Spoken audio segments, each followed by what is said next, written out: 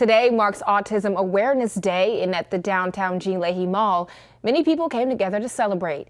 Kids and parents had the chance to check out a number of booths and activities that are autism friendly.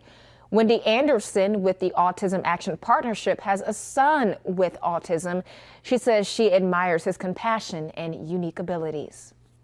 Yes, there are challenges and there are strengths, and just to see how it's really, from my perspective, to see how he interacts with the world is so unique, and the things that he notices, little small details that he notices that I didn't pay attention to. Autism awareness, they say, is all about inclusion and acceptance.